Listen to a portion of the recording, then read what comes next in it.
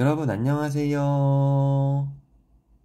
이번 시간에는 알맞은 단위를 선택하는 방법에 대해 알아보도록 하겠습니다.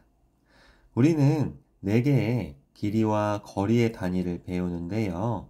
그 중에서도 가장 짧은 길이의 단위는 밀리미터입니다.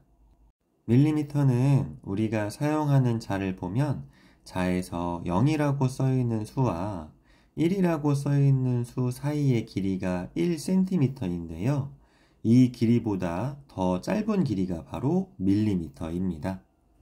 예를 들면 연필심의 길이는 약 6mm입니다. 여기에서 약이라고 하는 말은 어림할 때 사용하는 말이었죠. 어림은 정확하진 않지만 대강 이 정도 될 것 같다라고 예상해 주는 것이라고 했어요. 그리고 연필심은 무엇이냐면 우리가 연필을 사용할 때 이렇게 글씨가 써지는 검은색 부분이 연필심입니다. 연필심이 너무 길면 쉽게 부러지겠죠? 그래서 아주 짧아서 밀리미터로 나타낼 수 있는 것이죠. 그 다음으로 긴 길이는 센티미터인데요. 센티미터는 아까 했던 것처럼 우리가 가지고 있는 자에서 0부터 1까지의 길이가 1cm예요. 그래서 우리가 가지고 있는 자를 한 번 또는 여러 번 사용하여 잴 수 있는 길이다 라고 생각하시면 되겠습니다. 예를 들면 운동화의 길이는 약 22cm입니다. 그 다음으로 긴 길이와 거리의 단위는 미터인데요. 미터는 우리가 걷거나 뛰어서 갈 수 있는 거리라고 생각하시면 되고요. 예를 들면 학교 운동장의 길이는 약 90m입니다. 그 다음으로 긴 길이와 거리의 단위는 킬로미터인데요. 킬로미터는 우리가 걷거나 뛰어서 갈 수는 있지만 너무 힘들어요. 그래서 자동차를 타고 가거나 기차나 비행기를 타고 가야 하는 거리다라고 생각하시면 되겠습니다. 예를 들면 서울에서 대전까지의 거리는 약 150km입니다.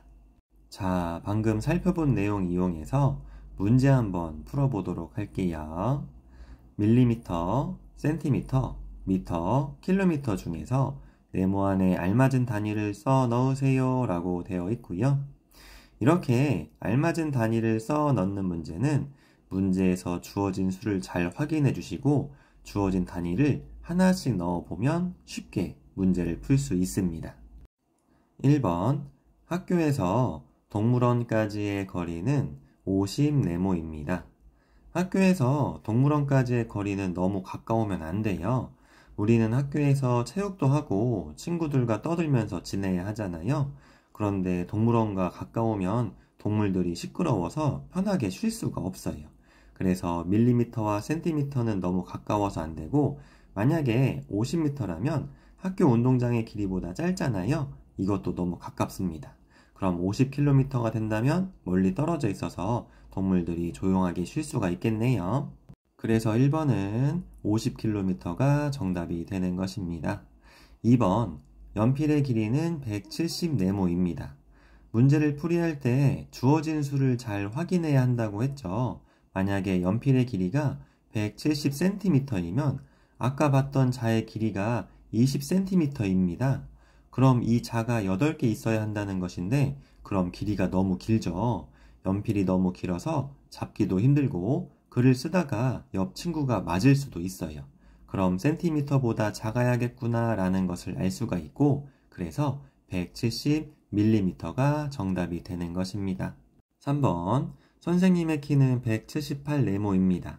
선생님의 키가 만약에 178mm면 2번에서 연필의 길이가 170mm라고 했잖아요. 그럼 연필의 길이와 비슷하다는 뜻인데 말이 안 되죠.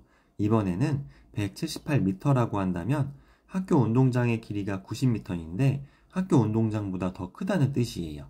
이것도 말이 안 되네요.